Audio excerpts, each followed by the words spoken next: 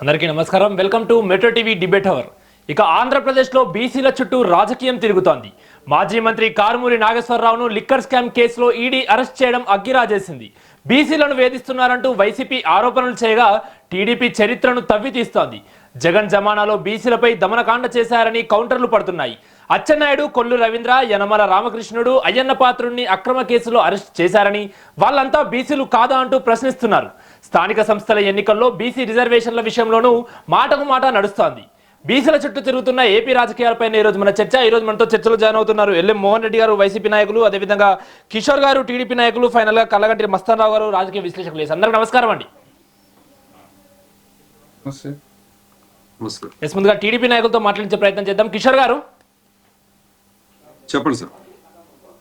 సరే, AP liquor scam లో భాగంగా కారుమూరి నాగేశ్వరరావు గారిని అయితే అరెస్ట్ చేయడం జరిగింది. సో దీన్ని కూడా బీసీలకు అంటగడుతూ ఏదైతే వీళ్ళు వైసీపీ చేస్తున్నటువంటి మాటలు ఏవైతే ఉన్నాయో పూర్తిగా బీసీల పైనటువంటి ధర్నా చేస్తున్నారు, అంటే దారుణంగా వాళ్ళని ఈ విధమైనటువంటి అరెస్టులకు పాల్పడుతున్నారు. సో పూర్తిగా బీసీలని ఖండించడమే టీడీపీ చేస్తుందన్న కోణంలో కూడా వైసీపీ ఆరోపిస్తుంది. దీన్ని ఎలా చూడాలంటారు, ఏం చెప్పాలనుకుంటున్నారు? సరే, ఈ రోజున ప్రతి ఒక్కరికి తెలుసు, తెలుగుదేశం పార్టీ అనేది బీసీల కోసం పెట్టిన పార్టీ. ఆ రోజున 1983లో కూడా బడుగు బలహీన వర్గాల అభివృద్ధి కోసం పెట్టిన పార్టీ తెలుగుదేశం పార్టీ అని ప్రతి ఒక్కరికి, ఆంధ్రప్రదేశే కాదు తెలుగు ప్రజలు ప్రతి ఒక్కరు కూడా దాని గురించి పూర్తి అవగాహన ఉంది.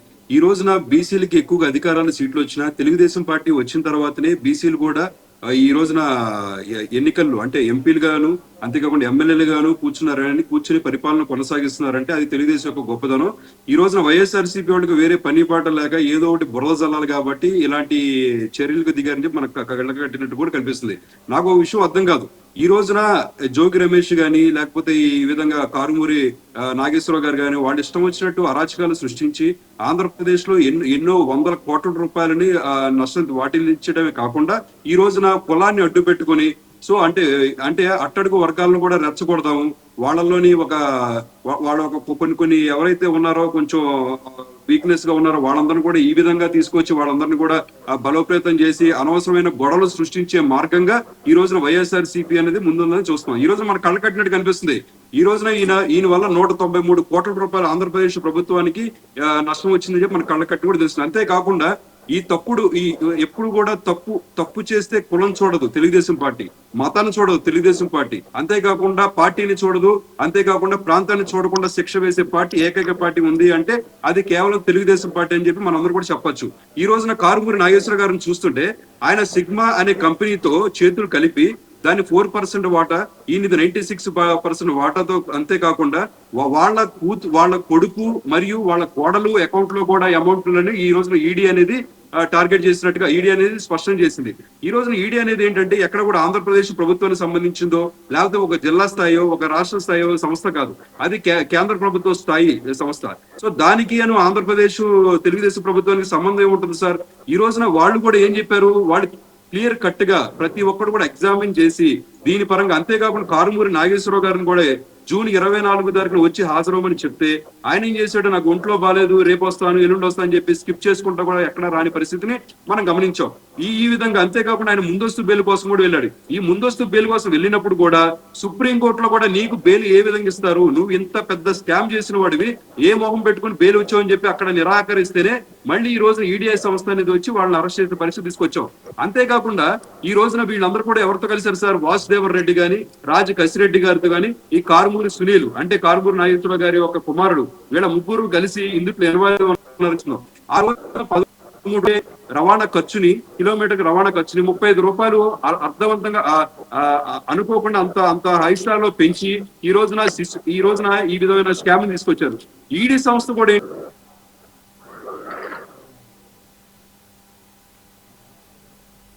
మోహన్ రెడ్డి గారు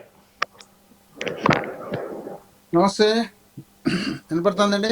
మోహన్ రెడ్డి గారు మీరు చెప్పండి, అసలు ఏపీ లిక్కర్ స్కామ్ లో భాగంగా కూడా ఇటు కారుమూరి నాగేశ్వరరావును అరెస్ట్ చేశారు. సో కాకపోతే దాన్ని బీసీలకు అంటగట్టడం ఎంతవరకు కరెక్ట్ అంటారు? అసలు ఏ విధమైనటువంటి ఆరోపణల ద్వారా మీరు చెప్తున్నారు ఖచ్చితంగా బీసీలని వీళ్ళు బీసీలపై దాడి చేస్తున్నారని ఏ విధమైనటువంటి ఆధారాలతో చెప్తున్నారు మీరు? మీకు ప్యానల్లో పాల్గొన్న పెద్దలకు, చూస్తున్న వీక్షకులకు అందరికీ పేరు పేరున హృదయ. ఇప్పుడు తెలుగుదేశం పార్టీ బీసీల పార్టీ అని ముద్ర వేసుకోవడానికి ప్రయత్నం చేసినారు. ఎన్టీ రామారావు గారు పార్టీ పెట్టినప్పుడు, స్థానిక సంస్థ ఎన్నికలు వచ్చినప్పుడు ఆ ఎన్నికల్లో మండల కమిషన్ ఇచ్చినటువంటి 79లో మండల కమిషన్ ఇచ్చినటువంటి బీసీ రిజర్వేషన్ 29% అనుకుంటా నాకు తెలిసి, దాన్ని వీళ్ళు తీసుకొచ్చి అమలు చేసినారు. రామారావు గారు అమలు చేసిన తర్వాత అది యాజ్ గా జరుగుతూ వచ్చింది తప్ప, వీళ్ళు ప్రత్యేకంగా చంద్రబాబు నాయుడు గారు వచ్చిన తర్వాత ఏమీ చేయలేదు. ఏదో అని చెప్తుంటాడు ప్రతిసారి, మా తాతలు నేతలు తాగినారు, మా మీసాలు వాసలు వచ్చాయని చూడండి అన్నట్టు చెప్పుకుంటూ ఉంటారు తప్ప ఈయన చేసింది ఏదీ లేదు. ఏది మాట్లాడినా రామారావు గారు అని చెప్పుకుంటారు. రామారావు గారు చెప్పుకున్నప్పుడు మరి రామారావు గారికి ఎన్ని పోటీ పడిచింది మనమే కదా, కాబట్టి ఆయన పేరు చెప్పుకోవడానికి అర్హత మనకేడుంది, లేదు కదా. కాబట్టి నేను ఏమంటున్నానంటే, జగన్మోహన్ రెడ్డి గారు ముఖ్యమంత్రి అయిన తర్వాత ఈ రాష్ట్రంలో కని విని ఎరగని రీతిలో బీసీలకు అనేకమైనటువంటి సంక్షేమ కార్యక్రమాలతో పాటు, వాళ్ళకి ఇచ్చినటువంటి రాజకీయ పదవులతో పాటు, వాళ్ళని చైతన్యపరిచే విధానంతో పాటు ఎవరు చేయని విధంగా జగన్మోహన్ రెడ్డి గారు చేసినారు. కాబట్టి బీసీల మార్కు వైఎస్ జగన్మోహన్ రెడ్డి గారి పార్టీకి ఆయనకు దక్కే విధంగా బీసీలలో వెళ్ళింది. కాబట్టి దీన్ని ఎటు తిరిగి చెడిపేయాలి అంటే, బీసీలలో ఒక ముఖ్యమైనటువంటి లీడర్లు ఎక్కడెక్కడ కనిపిస్తే వాళ్ళను ఏదో విధంగా కేసులు పెట్టి జైళ్లలో పెట్టిస్తే, వాళ్ళకు చెడ్డ పేరు వస్తే, బీసీలు అనేది వీళ్ళకు కనపడకుండా చేయాలనే ఉద్దేశంలో భాగంగా వాళ్ళు చేస్తున్నటువంటి కుట్ర మాత్రమే తప్ప, ఇక్కడ ఎటువంటి పరిస్థితిలో వీళ్ళు అక్కడ వాస్తవాలను చూపించడం లేదు. వాస్తవాలు చూపించకుండా అవాస్తవాలు చూపిస్తున్నారు. వీళ్ళు చేసింది సిఐడి దానిపైన మద్యం పైన సిఐడి కేసు నడుస్తుంది. ఆ నడిచేటప్పుడు ఏం చేస్తున్నారు, వాళ్ళకి కావాల్సిన వాళ్ళు ఎవరెవరు ఉన్నారో వాళ్ళని అందరినీ తీసుకొచ్చి లోపల పెట్టేందుకు వాళ్ళు ఇష్టం వచ్చినట్టు వాళ్ళు ప్రిపేర్ చేసి ఇచ్చినటువంటి, వాళ్ళు రెడ్ బుక్ ఒకటి ఉంది కదా, ఆ రెడ్ బుక్ లో వీళ్ళతో ప్రిపేర్ చేస్తారు కదా, ఆ ప్రిపేర్ చేసినట్టులో ఈ పేర్లన్నీ పెట్టేసి ఒక్కొక్కరిని తీసుకొచ్చి జైల్లో పెడతా ఉంటే, వీళ్ళు చేస్తున్నటువంటి అరాచకాలు, అన్యాయాలు, అక్రమాలు, భూ కబ్జాలు, దోపిడీలు, ప్రజలకు ఇచ్చినటువంటి వాగ్దానాలు గాలికి వదిలేయడము, రకరకాల కార్యక్రమాలన్నిటినీ పక్కన పోతాయి. ఈ రోజు జనం అంతా మన కళ్ళ చూడకుండా వాళ్ళ అరెస్ట్ కళ్ళ చూస్తుంటారు. మనం చేసిన తప్పులు చూడకుండా, మనం చేసినటువంటి అన్యాయాలపైన, అక్రమాలపైన దృష్టి పెట్టకుండా ఈ అరెస్ట్ పైనే దృష్టి పెడతారు. ఈ అరెస్ట్ పైన దృష్టి పెట్టేట్టుగా మనం చేయాలనే ఉద్దేశంలో భాగంగా చేయడం తప్ప, వీళ్ళు అక్కడ చేసినటువంటి నేరాలు ఎక్కడ లేవు. వీళ్ళు అధికారంలోకి వచ్చిన తర్వాత, వీళ్ళు 14 నుండి 19 వరకు చంద్రబాబు నాయుడు గారు ముఖ్యమంత్రిగా ఉన్నప్పుడు దాదాపు 25 లక్షల కేసులు మద్యం అమ్మినారు. 25 లక్షల కేసులు మద్యం అమ్మినారు. వీళ్ళు 25 లక్షల కేసులు మద్యం అమ్మితే వీళ్ళు ప్రభుత్వానికి సమకూర్చింది కేవలం 70,000 కోట్లు మాత్రమే. వీళ్ళు ప్రభుత్వానికి సమకూర్చింది, ప్రభుత్వానికి ముట్ట చెప్పిన డబ్బులు.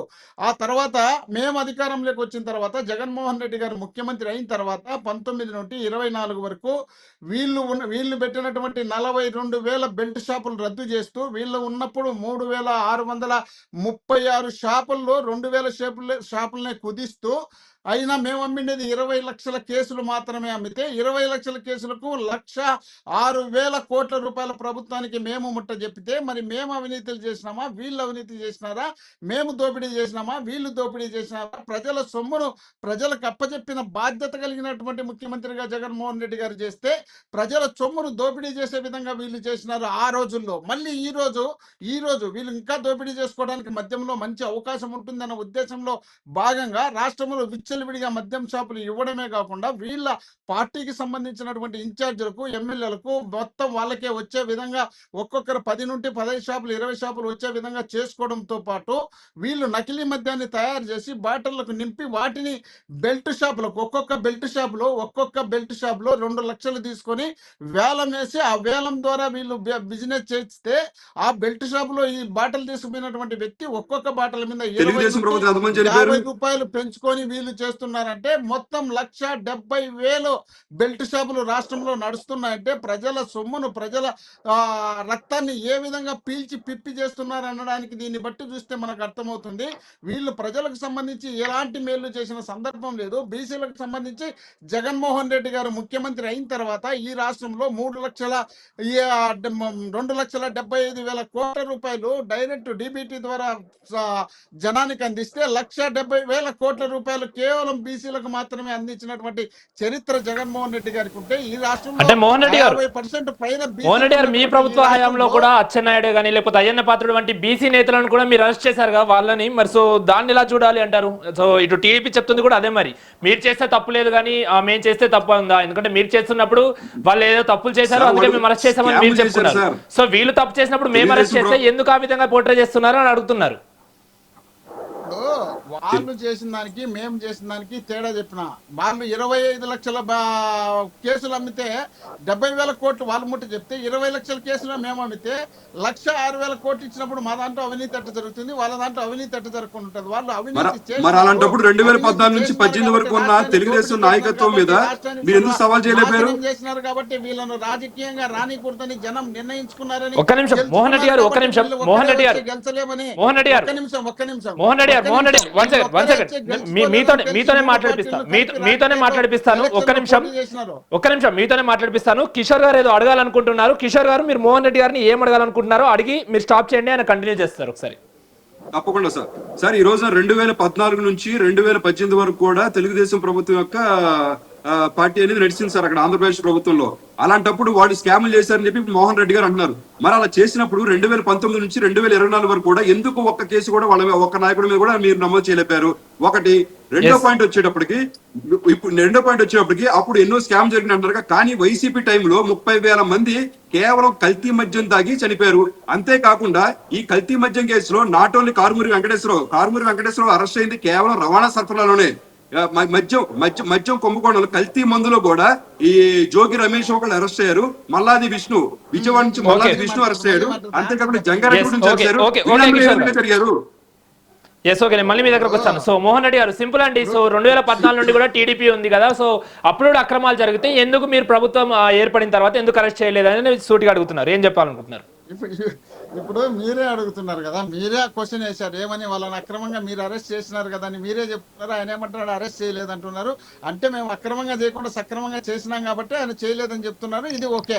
ఇప్పుడు 30,000 మంది చనిపోయినారు అంటున్నారు కదా, మద్యంలో ఒక్క మనిషి కూడా చనిపోలేదని కేంద్రం ఒక నివేదిక ఇచ్చింది. అవసరం వచ్చే కిషోర్ గారి నెంబర్ ఇమ్మని నేను ఆయనకు పంపిస్తా. ఒకటి. రెండోది, వీళ్ళ నాయకుడు పవన్ కళ్యాణ్ గారు అందరూ కలిసి ఒక స్టేట్మెంట్ ఇచ్చినారు. రాష్ట్రంలో 30,000 మంది మహిళలను విదేశాలకు తరలించినారు, ఎక్కడెక్కడో తరలించినారు, మా కేంద్ర ఇంటెలిజెన్స్ నిఘా ద్వారా నాకు వచ్చిన సమాచారము అని చెప్పి వీళ్ళు పబ్బం గడుపుకున్నారు తప్ప రాష్ట్రంలో మేము అధికారంలో ఉన్నప్పుడు ఒక్క 6,000 700 అని చెప్పి కేంద్రంలో మన మంత్రిగా ఉన్నటువంటి వివరణ చెప్తున్నారు. అంటే వీళ్ళు ఇష్టం వచ్చినట్టు వీళ్ళు ప్రభం గడుపుకోవడానికి ప్రయత్నం చేసినారు తప్ప మేము ఎటువంటి పరిస్థితుల్లో నీతిగా నిజాయితీగా సక్రమంగా పరిపాలన చేయాలనే ఉద్దేశంలో భాగంగా జగన్మోహన్ రెడ్డి గారు 3 సంవత్సరాలకు గాను 5 సంవత్సరాలకు గాను 3 సంవత్సరాలే మా పరిపాలన. 2 సంవత్సరాలు కరోనా ఉంటే ఆ కరోనా కోసం నిరంతరం పోరాటం చేసి పని చేసిన మేము, వీళ్ళు నిరంతరం హైదరాబాద్ లో కూర్చున్నారు. ప్రతిపక్షంలో ఉన్నప్పుడు ఆంధ్రప్రదేశ్ వైపు కూడా చూడకుండా ఆంధ్రప్రదేశ్ వైపు చూస్తే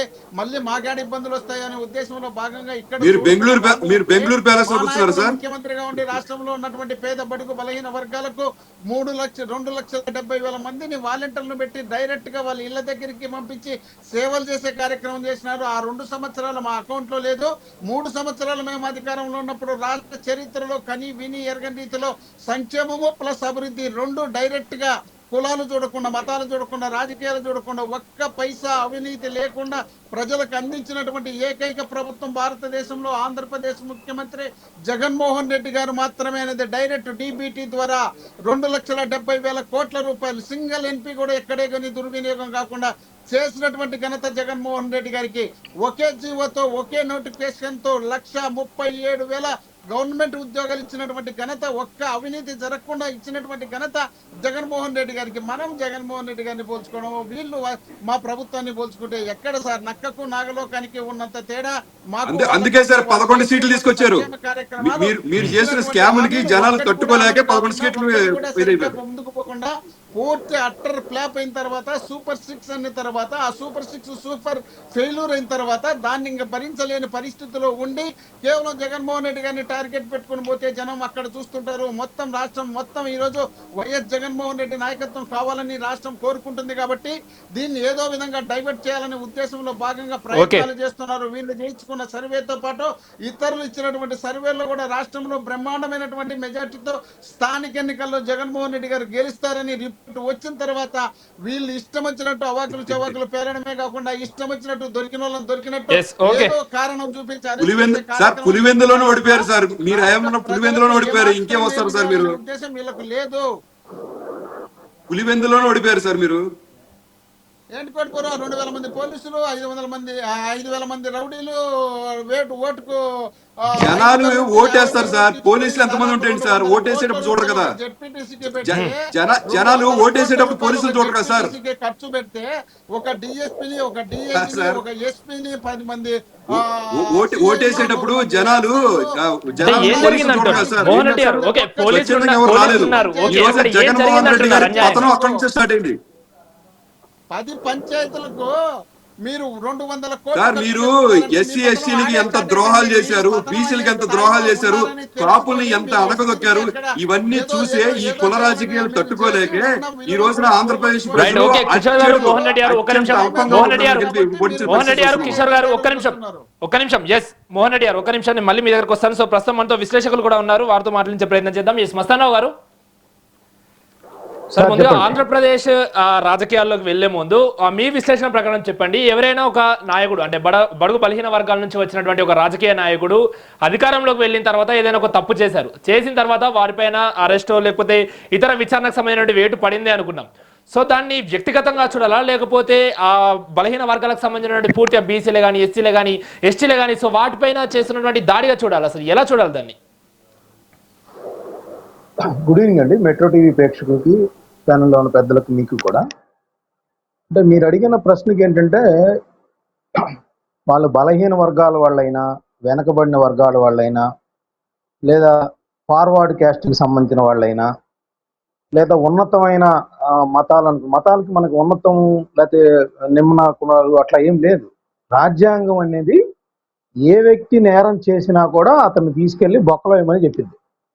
ఏది రుజువులు గనక ఉండి కోర్టులో మనం అన్ని ఆధారాలతో రుజువు చేస్తే, పోలీసులు పట్టుకొని గనక ప్రాసిక్యూషన్ నిరూపిస్తే ఖచ్చితంగా అతన్ని జైలులో వేస్తారు. దీనిలో అతను బీసీనా, ఎస్సీనా, ఎస్టీనా, మైనార్టీనా, లేకపోతే కాప, రెడ్డ, కమ్మ అట్లా ఏం ఉండదండి. అసలు వాళ్ళని కాన్సన్ట్రేట్ చేయటం అనేది కూడా ఆ దిశగా కూడా ఇన్వెస్టిగేషన్ కూడా చేయరు. పోలీస్ స్టేషన్లో కానీ కోర్టుల్లో కానీ ఆ దిశగా ఇన్వెస్టిగేషన్లు చేయరు, ఆ దిశగా వాదోపవాదాలు కూడా చేయరు. అలా చేస్తే అది కూడా శిక్షార్హమే అనమాట. ఏమంటే బీసీని కాబట్టి నన్ను ఇట్లా తొక్కుతున్నారని కోర్టుకి వెళ్ళి చెప్తే కోర్టు యాక్సెప్ట్ చేయదు. అది నువ్వు నేరం చేసావా లేదా, ఆ నేరానికి ఆధారాలు పోలీసులు సంపాదించారా లేదా, ఆధారాలు లేకపోతే వదిలేస్తుంది. ఆధారాలు ఉంటే ఖచ్చితంగా బొక్కలోకి వెళ్ళాలి, జైల్లోకి వెళ్ళాలి. అది దానికి సమాధానం. ఇప్పుడు మన డిబేట్ ఏంటి, గతంలో అచ్చెన్నాయుడు అదే 2019-24 మధ్య అచ్చెన్నాయుడు గారు, అదేవిధంగా కొల్లు రవీంద్ర గారు, లేకపోతే యనమల రామకృష్ణ గారు, ఇంకొద్ది అయ్యన్న పాత్ర గారు, ఇంకొంతమంది బీసీ నాయకుల్ని అక్రమంగా అరెస్ట్ చేశారనేది ఒకటి. రెండోది ఇప్పుడేంటి, జోగి రమేష్ గారు, చీదిరి అప్పలరాజు గారు, అదేవిధంగా ఇప్పుడు కారుమూరి నాగేశ్వరరావు గారు. సో వీళ్ళు అరెస్టులు చేస్తున్నారన్నారు. అసలు ఇదంతా పక్కన పెట్టండి సార్. నేను ఇవాళ ఇప్పుడు కారుమూరి నాగేశ్వరరావు గారిని అరెస్ట్ చేసింది ఎవరు? అసలు ఎవరండి? ఎన్ఫోర్స్మెంట్ డైరెక్టరేట్ ఎవరి ఆధీనంలో పనిచేస్తుంది? కేంద్ర ఆర్థిక మంత్రి నిర్మలా సీతారామన్ గారి ఆధ్వర్యంలో పనిచేస్తుంది. కేంద్ర రెవెన్యూ విభాగం వాళ్ళ రెవెన్యూకి సంబంధించి ఎవడైనా గండి కొడితే, అది కావచ్చు, మీరు కావచ్చు, మోహన్ రెడ్డి గారు కావచ్చు, ఇంకా నాకు సార్ పేరు తెలియదు, వాళ్ళు కావచ్చు, ఎవరైనా కావచ్చు, కేంద్ర రెవెన్యూకి ఎవరైనా గనక గండి కొట్టే విధంగా, నష్టం చేకూర్చే విధంగా ప్రవర్తిస్తే భారతీయ చట్టాల ప్రకారం ఎన్ఫోర్స్మెంట్ డైరెక్టరేట్ అరెస్ట్ చేసి వాళ్ళ ఆస్తులు జప్తు చేసి వాళ్ళ ఆస్తులన్నింటినీ కూడా కోర్టుకి తెలియజేస్తుంది. ఇదిగో ఈయన ఇక్కడ మనీ లాండరింగ్ పాల్పడ్డాడు, ఇక్కడ రూటింగ్ చేశాడు, ఇక్కడ రాష్ట్ర ప్రభుత్వానికో లేకపోతే కేంద్ర ప్రభుత్వానికో ఆదాయానికి గండి కొట్టేలాగా, నష్టం కలిగించేలాగా ఇతను ప్రవర్తించాడు కాబట్టి మీరు తగిన శిక్ష వేయండి అని చెప్పేసి ఎన్ఫోర్స్మెంట్ డైరెక్టరేట్ అరెస్ట్ చేస్తుంది. ఇప్పుడు అసలు నేను అనేది ఏంటంటే అసలు మీరు అడిగిన ఇందాక ఆ కాలంలో వాళ్ళ ప్రభుత్వ హయాంలో అరెస్టులు అవన్నీ ఏంటంటే రాష్ట్ర ప్రభుత్వం చేసింది, మన కేంద్ర ప్రభుత్వం చేయలేదు. వేరేజు సీదిరి అప్పలరాజు గారు లేదా జోగి రమేష్ గారు వాళ్ళ ఇళ్లలో సమస్యల కారణంగా అరెస్ట్ అయ్యారు. వాళ్ళ ఇళ్లలో అంటే ఇప్పుడు వాళ్ళ పాప వాళ్ళ కోడలకు సంబంధం జరుగుతుంది, అదేం వాళ్ళ అబ్బాయికి సంబంధించి నిందితుడిని మార్చాడు అనేది అది. దానికి అక్రమ కేసులకి సంబంధం ఏం లేదు కదా. ఇప్పుడు ఇదేంటి, మన ఆంధ్రప్రదేశ్లో లిక్కర్కి ఒక చోటు నుంచి ఇంకో చోటుకి తరలించాలంటే రవాణా ఛార్జీలు చెల్లిస్తారు. దానికి 13 రూపాయలు ఒక కేసుకి చెల్లిస్తారైతే దాన్ని 35 రూపాయలకి పెంచారు. దానికి ముందేంటి ఒక విధానం ఉండేది, జాయింట్ కలెక్టర్ ఆధ్వర్యంలో టెండర్లు పిలిచి ఏ సంస్థలు అయితే తక్కువకి రవాణా చేస్తాయో ఆ సంస్థల్ని యాక్సెప్ట్ చేసేవాళ్ళు. వాసుదేవరెడ్డి గారికి ఆ జాయింట్ కలెక్టర్ గారికి ఉన్న అధికారాన్ని తీసేసి ఏపీ బెవరేజ్ కార్పొరేషన్ చైర్మన్ అధికారి అయిన మన వాసుదేవరెడ్డి గారికి ఆ అధికారాన్ని కట్టబెట్టారు. కట్టబెట్టిన నేపథ్యంలో సిగ్మా సొల్యూషన్స్ అనే సంస్థకి దాన్ని అప్పగించారు. దాన్ని ఏం చేశారు, కేసుకి 35 రూపాయలకి పెంచేశారు. వాళ్ళు ఏం చేశారు, కారుమూరి నాగేశ్వరరావు గారి అబ్బాయి సునీల్కి సంబంధించిన ఒక వ్యక్తి వాళ్ళ ఫ్రెండో స్నేహితుడో వాళ్ళకి సంబంధించిన సుదర్శన్ కన్స్ట్రక్షన్ కంపెనీకి సబ్ కాంట్రాక్ట్ ఇచ్చారు. ఆ సబ్ కాంట్రాక్ట్ ఇచ్చిన నేపథ్యంలో ఇదే ఇట్లా ఈ విధంగా జరిగింది, ఇది మాన్యువల్గా చేశారు, టెండర్లను కాదని వాళ్ళకి ఇచ్చారు. అక్కడి నుంచి వాళ్ళకి సంబంధించి ఎవరికి ఆ కారుమూరి సునీల్ గారి అకౌంట్కి ఇంత, అదేవిధంగా ఇంకా ఎవరికైతే ఉన్నాయో అక్కడ వాళ్ళ కోడలు కీర్తి గారికని, ఇంకా కారుమూరి నాగేశ్వరరావు గారి అధికారాన్ని అడ్డం పెట్టుకొని ఈ విధంగా చేశారు. దానివల్ల భారత ప్రభుత్వానికి కానీ అదేవిధంగా ఆంధ్రప్రదేశ్ ప్రభుత్వానికి కానీ ఈ విధంగా మద్యం రవాణా విషయంలో నష్టం చేకూరింది. దానికి సంబంధించి ఒక 3-4 నెలల క్రితం కేసు పెట్టి దాన్ని ఇన్వెస్టిగేట్ చేస్తే వాళ్ళు మనీ లాండరింగ్ పాల్పడ్డట్టు పలానా విధంగా వాళ్ళు చేసినట్టు ఆధారాలు దొరికితే వాళ్ళకు కారుమూరి సునీల్ గారు వాళ్ళ అబ్బాయి ఇంటి మీద దాడి చేసి కీలకమైన పత్రాలన్నీ స్వాధీనం చేసుకొని ఆయనకి ఎక్కడెక్కడ ఆస్తులు ఉన్నాయో 37 కోట్ల ఆస్తుల్ని స్వాధీనం చేసుకున్నారు, జప్తు చేసి పెట్టారు. ఆ తర్వాత కూడా ఆ కాగితాల్లో కారుమూరి నాగేశ్వరరావు గారికి సంబంధించిన వివరాలు కూడా ఉండటంతో మరింత ఇన్వెస్టిగేషన్ కోసం కొంతకాలం ఆగారు. ఈలోపు ఏమైంది, కారుమూరి నాగేశ్వరరావు గారు తెలంగాణ హైకోర్టుకు వెళ్ళారు. వీళ్ళు అక్రమ కేసు పెట్టారండి, నాకేం సంబంధం లేదు, మా అబ్బాయికి కూడా సంబంధం లేదు, ఇది చూడండి అని చెప్పేసి వెళ్ళారు. హైకోర్టు ఏముంది, దీనిలో కొన్ని ఆధారాలు మాకు కనిపిస్తున్నాయి, నీకు ముందస్తు బెయిల్ ఇవ్వలేము అని చెప్పింది. ఆ తర్వాత ఆయన సుప్రీంకోర్టుని ఆశ్రయించారు. సుప్రీంకోర్టు కూడా గత నెల 30వ తారీఖు సబ్జెక్టు దర్శనం ఒక రోజు అటు 29వ తారీఖు, అయ్యా దీనిలో ఏదో నువ్వు ఫ్రాడ్ చేసినట్టుగా మాకు ఆధారాలు కనిపిస్తున్నాయి కాబట్టి నీకు ముందస్తు బెయిల్ ఇవ్వలేము అని రిజెక్ట్ చేసింది. రిజెక్ట్ చేసిన ఒక 20 రోజుల తర్వాత నిన్న ఆయన్ని వాళ్ళ స్నేహితుడి ఇంట్లో అరెస్ట్ చేసిన పరిస్థితి. ఎవరు, కేంద్ర ఆర్థిక మంత్రి ఆధ్వర్యంలో పనిచేసే ఎన్ఫోర్స్మెంట్ డైరెక్టరేట్ అధికారులు అరెస్టు చేసి ఈ విధంగా 197 కోట్ల రూపాయలకు సంబంధించి నష్టం వాటిల్లింది, దానికి సంబంధించి విచారిస్తున్నామని చెప్పేసి ఆయన్ని కోర్టుకి రిమాండ్ రిపోర్టు పంపిస్తే అతన్ని 14 రోజుల పాటు రిమాండ్కి చెంచల్గూడ జైలుకి పంపించారు. ఇక్కడ కారుమూరి నాగేశ్వరరావు గారి కులం ఎక్కడి నుంచి వచ్చింది అనేది నాకు అర్థం కాని విషయం. ఒకవేళ చంద్రబాబు నాయుడు గారు దీనిలో ఉంటే ఆయన విమర్శించవచ్చు, ఇక్కడ విమర్శించాల్సింది కేంద్ర మంత్రి నిర్మలా సీతారామన్ గారు. నిర్మలా సీతారామన్ గారికి కారుమూరి నాగేశ్వరరావు గారి మీద వ్యక్తిగత కక్ష ఎందుకు ఉంటుంది, ఆయన బీసీ కాబట్టి అనగదొక్కాలనేది ఎందుకు ఉంటుంది ఏంటి నాకైతే అర్థం కావట్లేదు. అసలు ఇక్కడ కారుమూరి నాగేశ్వరరావు గారి కులం ఎందుకు వస్తుందో నాకైతే తెలియట్లేదు. ఎన్ఫోర్స్మెంట్ డైరెక్టరేట్ ఏమో నిర్మలా సీతారామన్ గారి ఆధ్వర్యంలో పనిచేస్తుంది, వాళ్ళ ఆధారాలు చూపించారు కాబట్టి సుప్రీంకోర్టు కూడా బెయిల్ ఇవ్వలేదు. ఇక్కడ బీసీ అనేది ఎందుకు వస్తుంది, గతంలో వాళ్ళు బీసీలు కాబట్టి వాళ్ళని అరెస్ట్ చేశారు, వాళ్ళని అరెస్ట్ చేస్తే అక్కడ సంగం డైరీ కావచ్చు, ఇంకేదో ఆయన ఈఎస్ఐ అచ్చెన్నాయుడు గారు ఏమో ఈఎస్ఐకి సంబంధించిన మందులు కొనుగోలు కావచ్చు, వాళ్ళని తీసుకెళ్లారు, జైల్లో పెట్టారు, కోర్టులో కేసులు నడుస్తున్నాయి. నడిస్తే మీరు ఒక మంచి అంశం లేవనెత్తారు, కారుమూరి గారి క్యాస్ట్ కి అక్కడ కేంద్రానికి ఏం సంబంధము అనేది. సో దీనికి సంబంధించి ఎల్ మోహన్ రెడ్డి గారు ఏం చెప్పాలనుకుంటున్నారు ఒకసారి విందాం. ఎస్ మోహన్ రెడ్డి గారు ఏం చెప్పాలనుకుంటున్నారు? నిజమే కదా, ఎందుకంటే సంబంధించిన ఈడీ అనేది పూర్తిగా కేంద్రానికి సంబంధించిన దర్యాప్తు బృందము. సో వాళ్ళు చర్యలు తీసుకుంటే దీన్ని రాష్ట్ర ప్రభుత్వానికి కానీ లేకపోతే క్యాస్ట్ కి ఏ విధంగా కనెక్ట్ చేస్తున్నారు మీరు? నాకు అర్థమైంది సార్, మీరు చెప్పకదలిక నాకు అర్థమైంది. మస్తాన్ రావు గారు నేను ఇదే డిబేట్ ఇంతకుముందు ఒకసారి మాట్లాడినప్పుడు ఆయన ఇదే మాటే మాట్లాడాడు. నేను అప్పుడే చెప్పడం జరిగింది. ఏం చెప్పడం జరిగిందంటే ఇక్కడ సిఐడి కంప్లైంట్ తీసుకునింది, సిఐడి ప్రభుత్వం సిఐడికి అప్పచెప్పింది. సిఐడి ఏం చేసినారు, ఓ రిపోర్ట్ తయారు చేసినారు. రిపోర్ట్ తయారు చేసి వాళ్ళకి కావాల్సినట్టు వాళ్ళ మలిచి దీంట్లో ఇక్కడ అక్రమాలు జరిగినాయి, ఇన్ని అన్యాయాలు జరిగినాయి అని ఈడీకి అటాచ్ చేసినారు. ఈడీకి అటాచ్ చేసినప్పుడు ఈడీ వచ్చి దాని పరిశీలన చేస్తూ వీళ్ళని తీసుకొని పోయింది. అందులో భాగమే తప్ప ఈడీ డైరెక్ట్ అక్కడి నుండి వచ్చి ఇక్కడ రాష్ట్రంలో బ్రహ్మాండంగా అన్యాయాలు జరిగినాయి, రాష్ట్రంలో దోపిడీలు చేసినారు, కేంద్రానికి నష్టం చేసినారు, ఆ ఉద్దేశం తీసుకోలే. ఇక్కడ సిఐడి రిపోర్ట్ ఆధారం చేసుకొని మాత్రమే ఈడీ వస్తుంది. అదే skill development corporation skill development లో జరిగినటువంటి అవినీతిలో వీళ్ళు చేసినటువంటి మోసాలకు కంపెనీలకు సంబంధం లేని చోట డబ్బులు ఇచ్చినట్టు అక్కడ జిఎస్టీ కట్టకపోతే జిఎస్టీ వాళ్ళు వచ్చి చంద్రబాబు నాయుడు గారి మీద సిఐడికి ఫిర్యాదు చేస్తే సిఐడి అరెస్ట్ చేసి జగన్మోహన్ రెడ్డి ఒక్క రూపాయి కూడా టచ్ చేయలేదు సార్. సిఐడి ఒక్క రూపాయి కూడా టచ్ చేయలేదు.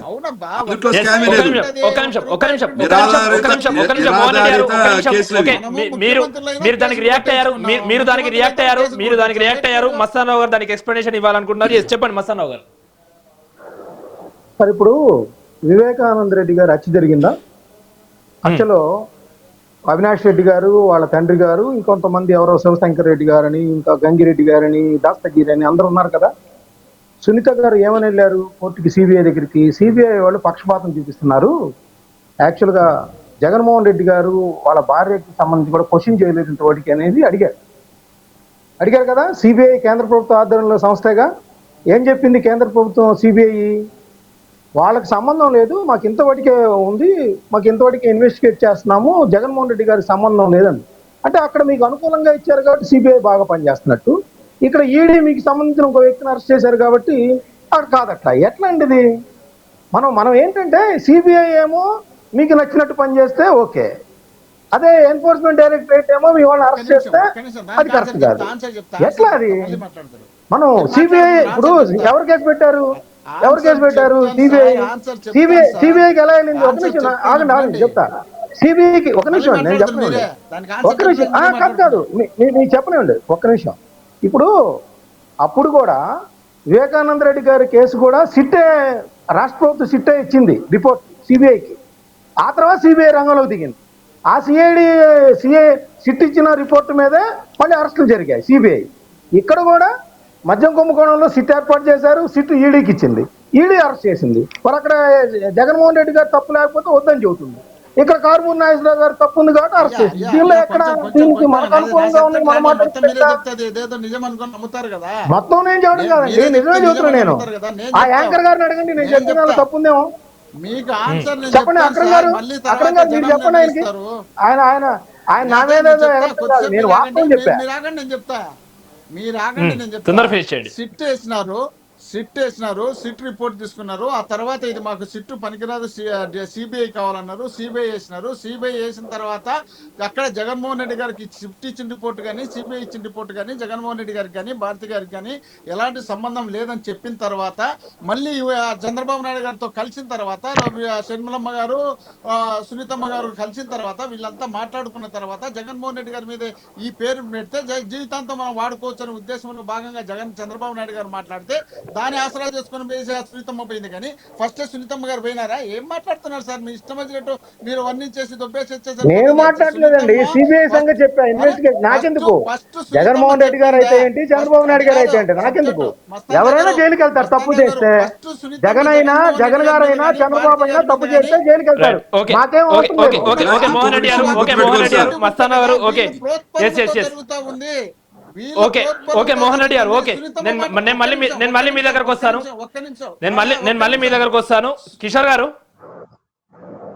సరే ఇప్పుడు మనకి ఆంధ్రప్రదేశ్ రాష్ట్రంలో కూడా అయితే స్థానిక సంస్థల ఎన్నికలు రాబోతున్నాయి. సో ఇటు వైసీపీ చేస్తున్నటువంటి ప్రధాన డిమాండ్, ఆరోపణ ఏంటనంటే గతంలో 34% ఉన్నటువంటి బీసీ రిజర్వేషన్ స్థానిక సంస్థల ఎన్నికల్లో టీడీపీ తగ్గించింది అని అంటున్నారు. సో అది ఎంతవరకు కరెక్ట్? రానున్న స్థానిక సంస్థల ఎన్నికల్లో బీసీ రిజర్వేషన్ గురించి టీడీపీ ఆలోచన ఏ విధంగా ఉంది? సార్, ఈ రోజున ప్రతి ఒక్కరికి తెలుసు, నేను ఆల్రెడీ ఇంతకుముందు చెప్పాను, బీసీలకి పెద్దపీట వేసిందే తెలుగుదేశం పార్టీ. వైఎస్ఆర్సీపీ లాగా గోడ మీద పిల్లిలాగా మేము అటు మాట్లాడతా ఇటు కింద నుంచి గోతులతో పరిస్థితి లేదు. ఎందుకంటే ఉదాహరణ కూడా చెప్తాను చూడండి.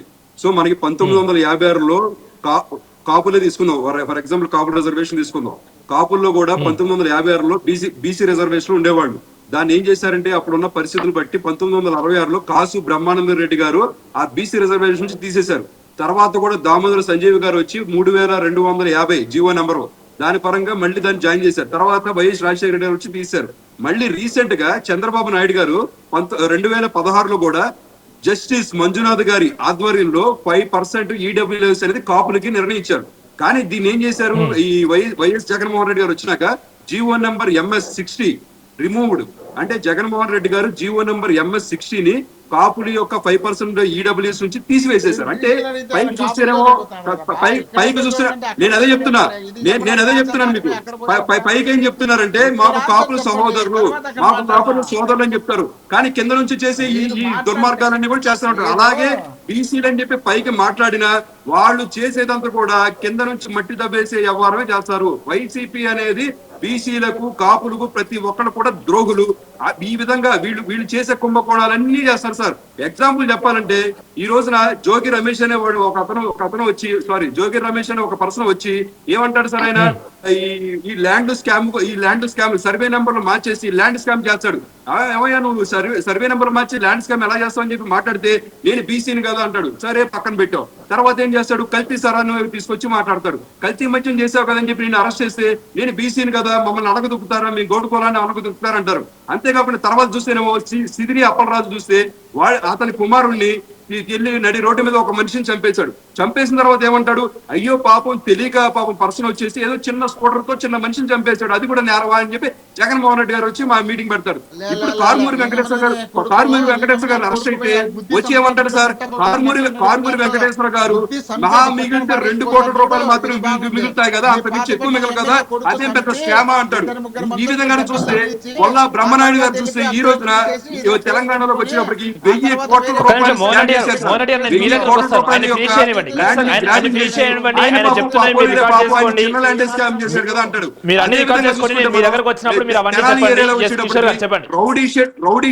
రౌడీ షీటర్లు కలిసి ఈ డ్రగ్స్ వ్యవహారం చేస్తే అయ్యో పాప వాళ్ళు తెలియక చేశారులే పసిపిల్లలు అని చెప్తారు. అంటే ఈ విధంగా ప్రతి ఒక్కటి కూడా స్కాములు చేసిన ప్రభుత్వం వైఎస్ఆర్సీపీ గవర్నమెంట్.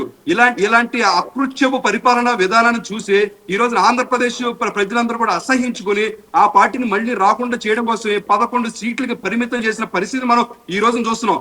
ప్రతి ఒక్కటి సార్ ఈ రోజున ల్యాండ్ స్కామ్లు చూస్తే ఆఖరికి పెద్దిరెడ్డి గారు కూడా, మిథున్ రెడ్డి గారు ఏ విధంగా అరెస్ట్ చేయాలని చూసాం. ప్రతి ఒక్కరు కూడా సర్వే నెంబర్ మీద జనాలు చూసాం. ఇప్పుడు ఈ స్థానిక ఎలక్షన్స్ లో కూడా కనీసం డిపాజిట్లు కూడా రాని పరిస్థితికి వైసీపీ పార్టీ అనేది అట్టడుగు పరిస్థితికి ఈ రోజు నేను చెప్తున్నాను సార్. నిజంగా ఈ రోజున తెలుగుదేశం పార్టీ కానీ ప్రతి ఒక్కరు కూడా విడివిడిగా పోటీ చేసిన ఈ రోజున జగన్మోహన్ రెడ్డి గారు వైసీపీ పార్టీ కంటే ఎక్కువ సీట్లు బీజేపీ పార్టీకి వస్తాయి. ఈ రోజున రాయలసీమలు కూడా అట్లాంటి పరిస్థితికి నోచుకోలేని పరిస్థితిలో ఈ రోజున వైసీపీ పార్టీ ఉంది. ఈ రోజున ఈయన మాట్లాడుతున్నారు సార్ నేను సింపుల్ లాజిక్ సార్. ఇప్పుడు కారుమూరి వెంకటేశ్వర గారు ఒకే ఒక లాజిక్ అడుగుతారు. సరే ఆయన శుద్ధ పోసాని మాట్లాడతారు. మరి ఏ విధంగా ఆయన కొడుకు కుమారుడు దాంట్లోకి 15 నుంచి 20 కోట్లు వచ్చినాయి? ఏ విధంగా కారుమూరి వెంకటేశ్వర గారి అకౌంట్ లోకి 15 కోట్లు 28 కోట్లు వచ్చినాయి? ఏ విధంగా ఆయన కోడలి అకౌంట్ లోకి 9.5 కోట్లు వచ్చినాయి? అంటే నిజంగా వాళ్ళు స్కామ్ చేయని వాళ్ళు అయితే నిజంగా తన యొక్క కొడుకు అకౌంట్ లోకి, ఆయన పర్సనల్ అకౌంట్ లోకి, ఆయన కోడల అకౌంట్ లోకి, ఆయన యొక్క సుదర్శన కన్స్ట్రక్షన్ కంపెనీలోకి ఏ విధంగా ఇన్ని కోట్ల రూపాయలు వచ్చినాయో ఈ రోజు కూడా ఆయన సమాధానం చెప్పలేని పరిస్థితి. అంటే ఈ విధంగా దొంగలు దొరికిన తర్వాత బీసీ అని చెప్పేసి ఒక కుల ముసుగులో వీళ్ళందరూ కూడా ప్రజల్ని మోసం చేసే పరిస్థితి తీసుకొస్తున్నాం. సో ఇలాంటి కుల రాజకీయాలకి, ఇలాంటి ప్రాంతీయ రాజకీయాలకి, ఇలాంటి అకృత్యాలు చేసే వాళ్ళందరిని కూడా రూపు మాపాలి. కాబట్టి ఖచ్చితంగా వచ్చే ఎలక్షన్స్ లో కూటమి ప్రభుత్వం 1 సైడ్ కొట్టబోతుంది. వైసీపీకి డిపాజిట్లు కూడా దొరకలేని అట్టడుగు పరిస్థితికి వెళ్ళబోతుంది. Right, okay, yes. ఇప్పుడు చెప్పండి మోహన్ రెడ్డి గారు, ప్రధానంగా స్థానిక సంస్థల ఎన్నికల్లో బీసీలకు అన్యాయం జరిగింది, బీసీ రిజర్వేషన్ టీడీపీ తగ్గించింది అనే ఆరోపణ మీరు మొదటి నుంచి కూడా చేస్తున్నారు. సో దానికి ఏ విధమైనటువంటి ఆధారాలు ఉన్నాయి? సో బీసీ రిజర్వేషన్ల మీద ఏం చెప్పాలనుకుంటున్నారు? ఎందుకంటే స్థానిక సంస్థల ఎన్నికలు రాబోతున్నాయి కాబట్టి. మీరు ఒక్క నిమిషం నాకు టైం ఇవ్వండి. ఎందుకంటే వాళ్ళు ఇద్దరు కదా పాపం. మస్తాన్ రావు గారు కూడా కొంచెం హెచ్చు దగ్గర సపోర్ట్ చేసుకుంటారు సార్. ఇబ్బంది లేదు, చేసుకుని నాకేం అర్థం సార్. అక్రమ్ గారు ఆయన విత్డ్రా చేసుకోవాలి. మీరు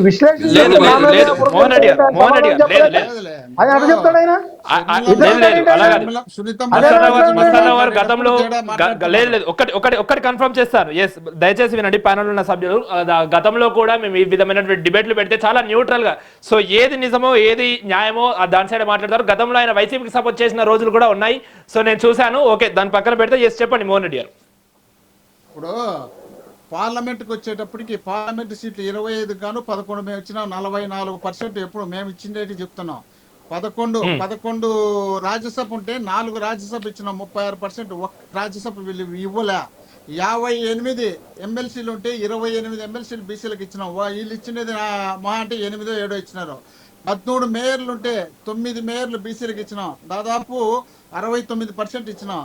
13 జెడ్పీ చైర్మన్లు ఉంటే 6 జెడ్పీ చైర్మన్లు ఇచ్చినాం, 46% మేము ఇచ్చినాం.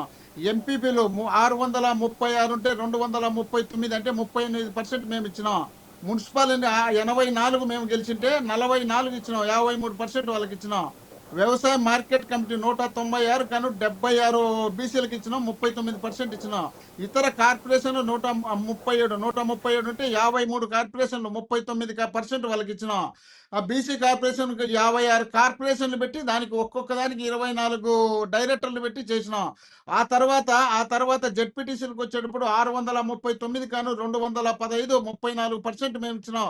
ఎంపీటీసీలు 8298 కాను 2791 అంటే 34% ఇచ్చినాం. సర్పంచులకు సంబంధించి 10,340 అంటే 3,985 అంటే 39% ఇచ్చినాం. చరిత్రలో కానీ విని ఎరగని రీతిలో ఆంధ్రప్రదేశ్ లో ఒక్క జగన్మోహన్ రెడ్డి గారు మాత్రమే బీసీలకు చేసినారు అనడానికి ఇదొక నిదర్శనం. వాళ్ళ చరిత్రలో వాళ్ళు ఎప్పుడు ఓకే మోహన్ రెడ్డి గారు, ఓకే మీరు ఏమేమి చేశారో చెప్తున్నారు. ఓకే, వీళ్ళు టీడీపీ నాయకులు అంటే మీరు టీడీపీ ప్రభుత్వం బీసీ వాళ్ళకి ఏ విధమైనటువంటి అన్యాయం చేస్తుంది రిజర్వేషన్ విషయంలో? ఇప్పుడు నేను చెప్తున్నా కదా, జగన్మోహన్ రెడ్డి గారు 19 నుండి 24 వరకు ఆయన బీసీలకు 34% ఇవ్వాలనే ఉద్దేశంలో భాగంగా 176 జీవో నెంబర్ 176 తెచ్చినప్పుడు తెలుగుదేశం పార్టీకి సంబంధించినటువంటి బిర్రు ప్రతాప్ రెడ్డి అనే వ్యక్తి కోర్టులో వేసి నిలబెట్టించినటువంటి చరిత్ర వీళ్ళది. హైకోర్టు నుండి హైకోర్టు అయిపోతే మళ్ళీ సుప్రీంకోర్టుకు వెళ్ళి చేసినాడు. ఆయన ఆంధ్రప్రదేశ్ ప్రభుత్వంలో తెలుగుదేశం ప్రభుత్వంలో 2 సార్లు స్టేట్ డైరెక్టర్ గా పనిచేసినటువంటి వ్యక్తి చంద్రబాబు నాయుడు గారికి అత్యంత సన్నిహితమైనటువంటి వ్యక్తి. అలాంటి వ్యక్తులు వీళ్ళ మాటలు 34% బీసీలకు ఇస్తారంటే న్యాయం ఉండదు, వీళ్ళు చేస్తారని మనం నమ్మాలా? నమ్మడానికి అవకాశం ఉందా? వీళ్ళు నమ్మేదానికి అవకాశం ఉంటే కేంద్రంలో మనం పాస్ చేయించుకొని నమ్మని చెప్పండి అవుతుంది. సుప్రీంకోర్టు వచ్చేసి 50% మించకూడదు అన్నప్పుడు ఇప్పటికే మనకు దాదాపు ఎక్కువ ఉన్నాయనే ఉద్దేశంలో భాగంగా రిజెక్ట్ చేస్తుంటే వీళ్ళు ఇష్టం వచ్చినట్టు ఇలా హామీ ఇచ్చేసి మేము బీసీల దగ్గర మార్కులు కొట్టేయాలనే ఉద్దేశంలో భాగంగా జగన్మోహన్ రెడ్డి గారికి బీసీలలో బ్రాండ్ పడిపోయింది. ఇంకా జగన్మోహన్ రెడ్డి గారిని తప్పించాలంటే మనం ఏదో విధమైనటువంటి కుయుక్తులు పడాలనే ఉద్దేశంలో భాగంగా చేసినటువంటి కుట్ర తప్ప బీసీలకు న్యాయం చేయాలనే ఆలోచన లేదు. ఒకటి. రెండోది, మస్తాన్ రావు గారు చెప్పిన దానికి నేను ఆన్సర్ చెప్పాలా. వివేకానంద రెడ్డి గారి కూతురు సునీతమ్మ గారు వాళ్ళ తండ్రిని చంపింది దస్తగిరి అని పదే దేశం మొత్తం అందరూ చెప్పినారు. అతనే మీడియాలో కూర్చొని నేనే నరికి చంపినానని చెప్పినారు. మరి నరికి చంపినటువంటి వ్యక్తికి బెయిల్కు అడ్డపడకుండా పోయి ఆ బెయిల్కు అతనికి కావాల్సినటువంటి లాయర్ లూత్రానే, ఈమెకు కావాల్సినటువంటి లాయర్ లూత్రానే, చంద్రబాబు నాయుడు గారికి కావాల్సిన లాయర్ లూత్రానే. దీన్ని బట్టి చూసే కేసు ఏ విధంగా నడిచింది అర్థం కదా. ఎట్లా సార్ మనం అనలిస్ట్ గా ఉన్నప్పుడు మనం చెప్పాల్సినటువంటి మాటలు చెప్పినప్పుడు ఇంకా మేము ఏమంటాం, మరి మేము ముద్ర ఎందుకు వేస్తామంటే ఇందుకే కదా. లూత్రా లాయర్ను పెట్టుకునే శక్తి దస్తగిరికి ఉందేమో, మీరు గుండెల మీద చేసుకునే ఒక మాట చెప్పండి. లేదు అతనికి అరేంజ్ చేయకపోతే ఎట్లొచ్చిందో చెప్పమనండి. అతనికి బెయిల్ ఇచ్చేదానికి సునీతమ్మ గారు సపోర్ట్ చేయకపోతే ఎట్ట బెయిల్ వచ్చిందో చెప్పండి. సంబంధం లేనటువంటి వ్యక్తులను కేసులో పెడితే ఎట్లా వచ్చిందో చెప్పండి. అదేవిధంగా ఆయనకు రెండో భార్య ఉంది, రెండో భార్యతో తర్వాత కొడుకున్నాడు. ఆ కొడుకు తరపున ఏమన్నా సిబిఐ విచారణ చేసిందా, లేక ఇలా బామర్ది తరపున విచారణ చేసిందా? కూతురు తరపున ఆస్తులకు సంబంధించి పంచాయతీలు జరుగుతున్నాయి కాబట్టి ఆ కూతురు తరపున ఏమన్నా సిబిఐ విచారణ చేసిందా? కేవలం అవినాష్ రెడ్డి గారిని, రాజశేఖర రెడ్డి గారి కుటుంబాన్ని టార్గెట్ పెట్టి చేస్తే రాజకీయాల్లో వాడుకోవచ్చు అనే ఉద్దేశంలో భాగంగా నిన్నటి వరకు వాళ్ళు ప్రయత్నం చేసినారు. మళ్ళీ సుప్రీంకోర్టు పోతే సుప్రీంకోర్టు మట్టికాయలేసి ఎన్నిక పంపిస్తే ఇప్పుడు ఎన్నిక వచ్చినారు, అది నడుస్తుంది. ఇట్లాంటి తెలిసి కూడా మనం తెలియనట్టు మాట్లాడినప్పుడు ఇంకా నేను ఏమనాలా? లేకపోతే మస్తాన్ రావు గారు నాకేమైనా శత్రువా, లేక ఆయన ఆ పార్టీలో జెండా కట్టుకొని వస్తున్నాడని చెప్తున్నానా? సపోర్ట్ చేస్తున్నారు, ఇండైరెక్ట్ డైరెక్ట్ సపోర్ట్ చేస్తున్నారు అనడానికి ఇది ఉదాహరణగా చెప్తున్నా. లేకపోతే నాకేం కలిసి ఆయన మీద నేను బాగా తటస్థంగా నీట్ గానే మాట్లాడతాడు. కానీ ఏదో విధంగా ఏదో అవసరం వచ్చినప్పుడు వాళ్ళకి సపోర్ట్ మాత్రం చేస్తున్నాడు. అది మేము ఉన్నట్టు చెప్పినప్పుడు మనం దాని మీద బాధపడితే నేనేం చేయలేను. కాబట్టి రాష్ట్రంలో వీళ్ళు చేసినటువంటి అరాచకాలు, అన్యాయాలు, అక్రమాలు విపరీతంగా ఉంటే వాటన్నిటిని తప్పించాలనే ఉద్దేశంలో భాగంగా మా నాయకులు ఎవరెవరు యాక్టివ్గా ఉన్నారో ఆ యాక్టివ్గా ఉన్నటువంటి వ్యక్తులను అరెస్ట్ చేసుకుంటా పోతే జనములకి సమాచారం వేరే పోతుందనే ఉద్దేశంలో భాగంగా కారుమూరి నాగేశ్వరరావు గారిని అరెస్ట్ చేయడం జరిగింది. ఆయన కుమారుడు సబ్ లీజుకు తీసుకున్నాడు, ఆయన టెండర్ దారుడు కాదు.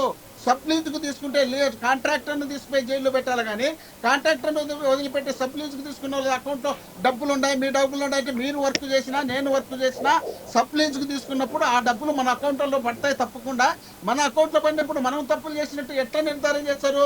నిర్ధారణ చేయాల్సింది ఒరిజినల్ కాంట్రాక్టర్ని పెట్టి సబ్ లీజుకు తీసుకున్నటువంటి కాంట్రాక్టర్ని తీసుకొచ్చి లోపల పెట్టి, ఈ లోపల పెట్టడమే కాకుండా మీ నాన్న ఇన్ఫ్లుయెన్స్ తో ఇది వచ్చింది, మీ నాన్నను కూడా అరెస్ట్ చేస్తామని చెప్పి వీళ్ళు పెట్టే కోర్సు వల్ల, వీళ్ళు పెట్టినటువంటి ఎఫ్ఐఆర్ లో నమోదుల వల్ల దీన్ని బట్టి జరుగుతుంది తప్ప వాస్తవాలు అనేది పని ఎవరైతే చేశారో వాళ్ళ అకౌంట్ లోనే అమౌంట్ పడతాయి కదా సార్. 31,000 కోట్ల రూపాయల అవినీతి జరిగింది. వీళ్ళు 14 ఒక్క నిమిషం మోహన్ రెడ్డి గారు ఒక్క నిమిషం మోహన్ రెడ్డి గారు ఆయన ఏమో చెప్పాలనుకుంటున్నారు. ఎస్ కిషోర్ గారు చెప్పండి సార్. ఇప్పుడు సబ్లీజ్ అకౌంట్ ఉంటే, ఇప్పుడు సపోజ్ మెయిన్ కాంట్రాక్ట్ ఉన్నాడు, ఒక కాంట్రాక్ట్ అనేవాళ్ళు 10 మందికి సబ్లీజ్ ఇచ్చారు అనుకుందాం.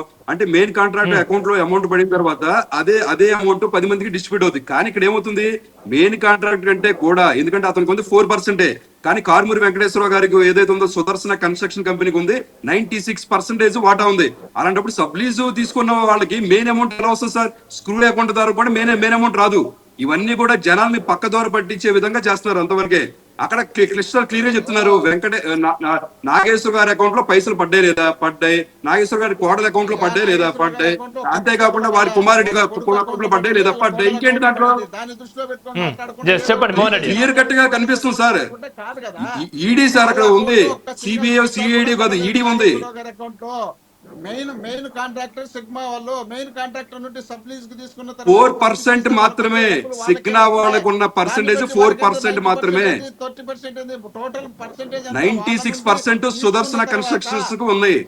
మీరు ఒకసారి తెలుసుకోండి. ఒకసారి తీసుకున్న తర్వాత సుదర్శన కన్స్ట్రక్షన్ కి 100% వచ్చింది, 90% కదా. వాళ్ళ నుండి తీసుకున్న తర్వాత 100% వీలు చేసినట్టే వస్తుంది. కాకపోతే మెయిన్ కాంట్రాక్టర్ అతను సబ్ లీజ్ కు తీసుకున్నటువంటి ఇతను సబ్ లీజ్ కున్నప్పుడు వాళ్ళ దగ్గర నుండి మెయిన్ కాంట్రాక్టర్ ఉండాల్సిన అమౌంట్ కంటే కూడా సబ్ లీజ్ కాంట్రాక్ట్ లో ఎక్కువ అమౌంట్ ఎలా వస్తుంది సార్? అకౌంట్ లో పడతాయి తప్ప. మెయిన్ కాంట్రాక్టర్ 10 రూపాయలు వచ్చింది అనుకోండి, సబ్ లీజ్ కాంట్రాక్ట్ కి 8 రూపాయలు 7 రూపాయలు ఇస్తారు. అలాంటిది సబ్ లీజ్ కాంట్రాక్ట్ లో ఎక్కువ అమౌంట్ ఎలా వస్తాయి సార్? అది మెయిన్ లాజిక్ వస్తుంది. అది మీరు ఎలా మర్చిపోతున్నారు అర్థం కావట్లేదు. మీరు ఒకటి తీసుకోండి. కాంట్రాక్టర్ గా నేను కాంట్రాక్టర్ ఉన్నప్పుడు మీరు నా దగ్గర సబ్లీజ్ కు తీసుకున్నప్పుడు నాకు మీరు డైరెక్ట్ గా అంతో ఇంతో డబ్బులు ఇచ్చి నాకు వచ్చే డబ్బులు మొత్తం మీరే తీసుకుంటే ఏర్పాట్లు జరుగుతాయి కాంట్రాక్టర్లకు. మీకు అది తెలుసునో లేదో మీరు తెలుసుకోండి. మీకు సబ్లీజ్ కి ఇచ్చినప్పుడు మీరు నాకు గుడ్ విల్ గా డబ్బులు ఇచ్చిన తర్వాత సబ్లీజ్ మొత్తం డబ్బులన్నీ మీకే వచ్చి పడతాయి. దాన్ని మీరు దృష్టిలో పెట్టుకోవాల్సిన అవసరం ఉంది. మీరు దాన్ని అలాంటప్పుడు వర్క్ మొత్తం చేసేది నేనే కదా సార్. అలాంటప్పుడు వర్క్ మొత్తం చేసేది నేనే. అంటే అక్కడ తప్పుదోవ పట్టి జరిగింది కదా, తప్పు జరిగింది కాబట్టి కదా. ఇంపార్టెంట్ పర్సన్ నాగేశ్వరరావు గారు, ఆయన కుమారుడు వచ్చేసి ఎంపీగా పోటీ చేసినాడు కాబట్టి వాళ్ళు బీసీలలో బలమైనటువంటి నాయకుడు కాబట్టి అతన్ని కారుమూరి నాగేశ్వర గారు ఎవరో, కారుమూరి నాగేశ్వరరావు ఎవరు, ఈ స్కామ్ వచ్చినప్పుడు జనాలు కూడా తెలియదు. కారుమూరి నాగేశ్వరరావు గారు వాళ్ళ కుమారుడు ఎవరో ఈ ఇష్యూ వచ్చే వరకు అసలు ఎవరికి తెలియదు. వాళ్ళు అక్కడ ఏదో ఇంత ముందు జగన్మోహన్ రెడ్డి గారికి కొంత గాలి వచ్చింది కాబట్టి ఆ గాల్లో కొట్టుకొచ్చిన ఒక మంత్రి కారుమూరి నాగేశ్వరరావు గారు. నాగేశ్వరరావు గారు దోషిగానే బయటకు వస్తారు తప్ప నాగేశ్వర గారు అంత పెద్ద లీడర్ ఏం కాదు. ఉండదు. ఎస్ ఓకే, నేను మళ్ళీ మీ దగ్గరకు వస్తాను. సో మస్తానరావు గారు సార్ చెప్పండి.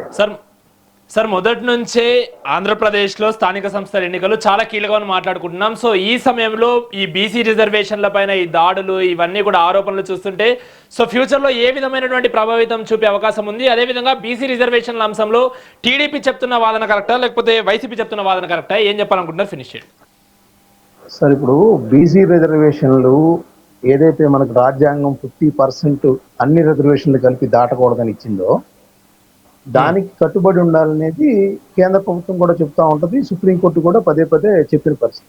ఒక్క తమిళనాడులో మాత్రమే దానికి స్థానిక పరిస్థితుల ఆధారంగా అని చెప్పి ఎక్సీడ్ అయిన 69% ఉండాలి. ఇక్కడ వైఎస్ఆర్సీపీ హయాంలో యాక్చువల్గా కారణాలు ఏవైనా కావచ్చు, కోర్టులో కేసులు ఎవరైనా వేసి ఉండొచ్చు, 24% తగ్గించిన పరిస్థితి. 24 ఇప్పుడు తెలుగుదేశం పార్టీ ఏమనిద్దంటే వైఎస్ఆర్సీపీకి చిత్తశుద్ధి లేదు కాబట్టి 24% తగ్గించినా సరైన విధంగా పోరాడలేకపోయారు, తేవలేకపోయారు అనేది వాళ్ళు ఆరోపిస్తూ ఉంటారు. ఈరోజు ఉమ్, తెలుగుదేశం పార్టీ అసెంబ్లీలో ప్రవేశపెట్టి 34%, అదేవిధంగా 33.33% గ్రామీణ ప్రాంతాల్లో పెట్టినప్పుడు ఇప్పుడు కూడా యోగేష్ అనే అతను కూడా మళ్ళీ కేసు వేసిన పరిస్థితి హైకోర్టులో. సో అది ఎంతవరకు ఇవాళ స్వీకరిస్తారంటా ఉన్నారు, అది ఎంతవరకు ఉంటుంది, ఎక్సీడ్ అయినా 50%కి ఎక్సీడ్ అయినా కూడా దీని వైబిలిటీ ఎంత ఏంటి అనేది కూడా ఆ, నిర్ధారించాల్సిన ఉంది. ఎవరికి వాళ్ళు క్లెయిమ్ చేసుకుంటా ఉంటారు బీసీలు మా పార్టీ అంటే మా పార్టీ. నిజానికి ఏంటంటే తెలుగుదేశం రాకముందు, తెలుగుదేశం పార్టీ 1982 రాకముందు బీసీలకి అంత ప్రాధాన్యత ఉండేది కాదు అనేది పాయింట్. ఆ తర్వాత బీసీలు ఎక్కువ మంది తెలుగుదేశం అంటే యాదవ, గౌడ, కుమ్మరి, ఈ నాయి బ్రాహ్మణ్, వీటికి సంబంధించి ప్రధానమైన కులాలు ఏవైతే బీసీల్లో ఎక్కువగా ఉన్నాయో ముందు వరుసలో ఉండే కులాలు కొంత తెలుగుదేశానికి సపోర్ట్ గా ఉన్న పరిస్థితి. ఆ తర్వాత జగన్మోహన్ రెడ్డి గారు ఏలూరులో బీసీ గర్జనని పెట్టిన తర్వాత కొంత బీసీల్లో కూడా కొన్ని వర్గాల వాళ్ళు జగన్మోహన్ రెడ్డి గారికి కూడా సపోర్ట్ ఇచ్చిన పరిస్థితి. అలా ఇచ్చారు కాబట్టి ఆయనకి 175కి 151 స్థానాలు వచ్చాయి. అయితే అదే బీసీలు కావచ్చు, ఆయన 56 కార్పొరేషన్లు ఏర్పాటు చేసినప్పటికీ కూడా 2019, 2024 మధ్య, సో బీసీలకి సంబంధించి వాళ్ళ నామినేటెడ్ పోస్టుల్లో వాటిల్లో కూడా ఇచ్చినప్పటికీ కూడా ఎందుకో జగన్మోహన్ రెడ్డి గారిని నమ్మలేదు బీసీలు. సో అందువల్లనే ఆయన ఘోర పరాజయం పాలైన పరిస్థితి. సో వైఎస్ఆర్సీపీ హయాంలో అయితే 24% ఉన్నమాట వాస్తవం. ఇప్పుడు దాన్ని సవరించి 34%కి తీసుకొచ్చిన మాట కూడా వాస్తవం. ఇది ఎంతవరకు నిలుస్తుంది, కేంద్ర ప్రభుత్వం దగ్గర ఎంతవరకు దీన్ని ఆమోదింపు చేసుకుంటారనేది కాలం నిర్ణయిస్తుంది. రెండోది ఏంటంటే, నేను ఇందాక దానికి సమాధానం చెప్తా. ఇప్పుడు రావణ్ కేసు ఉందండి, దానికి పొన్నవోలు సుధాకర్ రెడ్డి గారు వెళ్ళి వాదిస్తారు. అదేవిధంగా బోరుగడ్డ అనిల్కి పొన్నవోలు సుధాకర్ రెడ్డి గారు లేకపోతే వైఎస్ఆర్సీపీకి సంబంధించిన లీగల్ విభాగం సహాయం అందిస్తుంది. కానీ వాళ్ళు ఏమంటారంటే లోత్రా వాదించింది మాత్రమే చెప్తారు మోహన్ రెడ్డి గారు, ఇవన్నీ మర్చిపోతారు. వివేకానంద రెడ్డి గారి కేసుని సిబిఐకి ఇమ్మంది జగన్మోహన్ రెడ్డి గారే. ఆ తర్వాత అధికారంలోకి రాగానే సిబిఐకి వద్దంటూ లెటర్ రాసింది ఆయనే. వేటికి మన మోహన్ రెడ్డి గారి దగ్గర మాట్లాడినామండి. మీరు మాట్లాడినప్పుడు నేను మాట్లాడలేదు కదా. ఇదే అడ్డదిడ్డవాదం. మోహన్ రెడ్డి గారు ఆయన ఫినిష్ చేయనివ్వండి. ఒక్క నిమిషం మోహన్ రెడ్డి గారు, ఆయన్ని ఫినిష్ చేయనివ్వండి. ఆయన ఏం చెప్పాలనుకుంటున్నారో ఒకసారి ఫినిష్ చేయనివ్వండి. ఎస్ మస్తానా గారు ఫినిష్ చేయండి. అదే ఇప్పుడు మేము ఏంటంటే భజన కొట్టుకుంటా కూర్చుంటాం. మేము వాస్తవాలు చెప్పుకోవడానికి అనుకూలంగా 2 చిడతలు ఇచ్చామనుకోండి, మోహన్ రెడ్డి గారు చెప్పింది రాసిస్తే నేను మీకు అదే సమాధానం చెప్తా. ఇక నుంచి డిబేట్కి వస్తే ఏం చేద్దామంటే, మోహన్ రెడ్డి గారు నేనేం చెప్పమంటారు చెప్పండి అంటే, నేనేం చెప్పమంటారా చెప్పండి అంటే ఆయన చెప్తాడు. ఆయన చెప్పింది నేను చెప్తా ఉంటే ఆయనకి హ్యాపీగా ఉంటుంది. అది నాకు అర్థమైంది. అది ఇప్పుడు ఒక నిమిషం అయిపోయింది కదా. ఇప్పుడు జగన్మోహన్ రెడ్డి గారు ముఖ్యమంత్రి కాకముందు రాజశేఖర రెడ్డి గారి వాళ్ళ తండ్రిని చనిపినప్పుడు కూడా చంద్రబాబు నాయుడు గారు ముఖ్యమంత్రిగా ఉన్నారు. తర్వాత జరిగిన పరిణామాలు చాలా చంద్రబాబు నాయుడు గారు ఉన్నారు. వివేకానంద రెడ్డి గారు చనిపోయినప్పుడు చంద్రబాబు నాయుడు గారు ఉన్నారు. ఈ కేసుల్లో ఏది పురోగతి లేదు కాబట్టి ఈయన పురోగతి సాధించే మనిషి కాదు చంద్రబాబు నాయుడు గారు. అవసరానికి వాడుకుంటారు కాబట్టి ఈయన చెప్పినట్టు వినడానికి కుదరదు కాబట్టి మాకు సిబిఐ కావాలని జగన్మోహన్ రెడ్డి గారు చెప్పినారు. తర్వాత స్వయంగా ఆయన సీఎం అయినప్పుడు ఆయన దగ్గర ఉన్న పోలీసులతో నిష్పక్షపాతంగా చేయించగలిగే సత్తా ఉన్నప్పుడు సిబిఐని ఎందుకు కొడతారు? మీలాగా మేము కేసులు వేయమంటే పారిపోతాం అనుకున్నారా? వాళ్ళు సిబిఐ ఇప్పుడు జరిగినటువంటి పరిణామాలపైన రాష్ట్ర వ్యాప్తంగా ఇంత ఉద్యమం జరిగితే ఆ డిఎస్సీ పైన సిబిఐ పేయడానికి భయపడిపోయి పారిపోతున్నారే. మరి వేసుకోవచ్చు కదా, మీదే కదా కేంద్రం రాష్ట్రం ఉండేది. 2019 నుంచి 2024 వరకు ఉంది మీరేగా, మరి ఏం చేశారు కేసు? సరిపోతుంది మస్తానరావు గారు, మీరు ఇష్టం వచ్చినట్టు మీరు చెప్పేసి మీ చిడతల వివేకానంద గారి కేసులో 2019 నుంచి 2024 వరకు మీరు ఏం చేశారు? ఒక నిమిషం మోహన్ రెడ్డి గారు, కిషోర్ గారు ఏం అడగాలనుకుంటున్నారు ఒకసారి అడగండి. సార్ ఇప్పుడు రాజారెడ్డి గారు చనిపోయినప్పుడు చంద్రబాబు నాయుడు గారు ముఖ్యమంత్రిగా ఉన్నారని అంటున్నారు మోహన్ రెడ్డి గారు. మరి అలాంటప్పుడు 2003లో వచ్చింది వైఎస్ రాజశేఖర రెడ్డి గారు కదా. 9 ఏళ్ళు ఆయన దీంట్లో ఉన్నాడు కదా, ఆయన పరిపాలనలో ఉన్నాడు, అధికారంలో ఉన్నారు. మరి ఆ టైంలో ఎందుకు తీసుకురాలేదు రాజారెడ్డి గారు హత్య చేసిన వాడిని? రెండో విషయం, అంతేకాకుండా 2019 నుంచి 2024 వరకు జగన్మోహన్ రెడ్డి గారు ఉన్నారు. ఎందుకు హూ కిల్డ్ బాబాయ్ అని చెప్పి తెలుగుదేశం పార్టీ వాళ్ళు అంత ఇదిగా ప్రతిరోజు కూడా మాట్లాడుతుంటే సంవన్ ఇస్ కిల్డ్ బాబాయ్ అని చెప్పేసి ఇమీడియట్ గా ఆయన చేపించచ్చు కదా, ఆయన యొక్క అధికారాన్ని ఉపయోగించి అది కనుక్కోవచ్చు కదా, ఎందుకు చేయలేకపోతున్నారు? తీసుకొచ్చి కూతుర్ని మీ దగ్గర పెట్టుకున్నారు కదా, కూతుర్ని మీ దగ్గర పెట్టి మీ ఇష్టం వచ్చినట్టు మాట్లాడిస్తున్నారు కదా, కూతురు అక్కడ ఉండి మాట్లాడినప్పుడు ఎవరి దగ్గర ఉంటే ఏంటి సార్, మీ విచారణలో దొరకాలి కదా, ఎవరి దగ్గర కాదు కదా, మీకు అధికారం ఉన్నప్పుడు మీరు విచారించచ్చు కదా అనేది నేను ముందే చెప్పినా కదా. మీ సార్ అవసరం సునీత గారు ఏమో తెలుగుదేశం పార్టీ కార్యకర్త కాదే, చేస్తారు. ఇప్పుడు బాలకృష్ణ సునీత గారు తెలుగుదేశం పార్టీ కార్యకర్త కాదే, ఆమె తెలుగుదేశం అండర్ లో లేదే. ఒక హోమ్ గార్డు చంపినారు, మరి తర్వాత ఆయన మెంటల్ సర్టిఫికేట్ తెచ్చుకున్నారు, అప్పుడు కూడా సిబిఐ కేసులు తిరిగేసి అసలు అవన్నీ కాదు సార్, మీరు 5 సంవత్సరాల పరిపాలన ఉన్నప్పుడు వివేకానంద రెడ్డి గారి యొక్క మర్డర్ కేసు మీరు ఎందుకు ఛేదించరాబోయారు అని స్ట్రైట్ క్వశ్చన్ సార్ అది. మీరు మళ్ళీ బాలకృష్ణ గారు సునీత గారు వాళ్ళు వీళ్ళు ఎన్ని ఎందుకు సార్ మనకి స్ట్రైట్ క్వశ్చన్. వివేకానంద రెడ్డి గారు చనిపోయిన తర్వాత 5 ఏళ్లు పరిపాలన మీరున్నారు, మీరు ఏం చేశారు? 5 సంవత్సరాలు మీరు ఎందుకు తీసుకురాలేకపోయారు? చంపిన వాడిని మీరు ఎందుకు తేలేపారు? అంటే మీకు చేత కాలేదా? మీరు నిజంగా హోమ్ మినిస్టర్ స్థాయిలో మీరు పరిపాలన విఫలమైందా? పోలీస్ స్థాయిలో మీ పరిపాలన విఫలమైందా అనుకోవచ్చా? ఆయన సమాధానం చెప్పండి కిషోర్ గారు, ఒక్క నిమిషం. మోహన్ రెడ్డి గారు చెప్పండి. కిషోర్ గారికి మసిపూసి మారేడుగా చేయడానికి ప్రయత్నం చేస్తున్నారు. సునీత గారు జగన్మోహన్ రెడ్డి గారు సీఎం అయ్యి కేసు నడిచేటప్పుడు, తర్వాత చంద్రబాబు నాయుడు గారు అప్రోచ్ అయిన తర్వాత, షర్మిలమ్మ గారు కాంగ్రెస్ పార్టీలో చేరిన తర్వాత, వీళ్ళందరూ కలిసిన తర్వాత జగన్మోహన్ రెడ్డి గారి మీద అభియోగాలు మోపాలనే ఉద్దేశంలో భాగంగానే నాకు సిబిఐ కావాలన్న తర్వాత జగన్మోహన్ రెడ్డి గారు చేస్తున్నటువంటి విచారణను వదిలిపెట్టేసి సిబిఐకి అప్పచెప్పినామన్న విషయాన్ని వీళ్ళు మర్చిపోయి మాట్లాడుతున్నారు. ఆ సిబిఐ కూడా వచ్చి ఫస్ట్ వివేకానంద రెడ్డి గారి పిఏని బలవంతం చేసి, ఆ పిఏ ద్వారా జగన్మోహన్ రెడ్డి గారి కుటుంబానికి సంబంధించి అవినాష్ రెడ్డి గారి మీద కేసు మోపాలనే ఉద్దేశంలో భాగంగా ప్రయత్నం చేసి, అతను సార్ నాకు సంబంధం లేదంటే అతన్ని తీసుకుపోయి విపరీతమైనటువంటి టార్చర్ పెట్టి కొట్టడంతో పాటు ఆయన వాచ్మెన్ గా ఉన్నటువంటి వ్యక్తిని తీసుకుపోయి చంపినటువంటి కొట్టితే మెంటల్ వచ్చి ఇలాంటి అవాస్తవాన్ని జనాలు నమ్మే పరిస్థితులు లేరు సార్ ప్రస్తుతం అన్న విషయాన్ని వీళ్ళు మర్చిపోతున్నారు. వీళ్ళు అవాస్తవాల్ని అంతేకాకుండా మరి 2003లో మరి 2003లో షర్మిల గారు సునీత గారు రాజిరెడ్డి గారు చర్చి మీరు అప్పుడు ఓకే కిషోర్ గారు, thank you so much. Panel లో ఉన్న సభ్యులందరికీ thank you so much. Thank you Mohan గారు. సో అది ఫైనల్ గా మళ్ళీ చాలా రోజుల తర్వాత ఇటు ఆంధ్రప్రదేశ్ లో ఇటు బీసీల మళ్ళీ రాజకీయంగా వేడి పుట్టిస్తుందని చెప్పుకోవచ్చు. ఒకవైపు వైసీపీ ఏమో కారుమూరి అరెస్ట్ తో కావాలనే బీసీలపై దాడి చేస్తున్నారంటూ కూడా ప్రభుత్వంపై ఆరోపణలు చేస్తుంది. అట్ ద సేమ్ టైం మీరు గతంలో కూడా అరెస్టులు చేశారు కదా, సో మీరు చేపిస్తే న్యాయం, మేము చేపిస్తే అన్యాయమా? మేము కేవలము లిక్కర్ సంబంధించిన రవాణా విషయంలో అక్రమాలు పాల్పడ్డారు కాబట్టి కారుమూరిని అరెస్ట్ చేశామంటూ కూడా ఇటు టీడీపీ వాదిస్తున్న పరిస్థితి.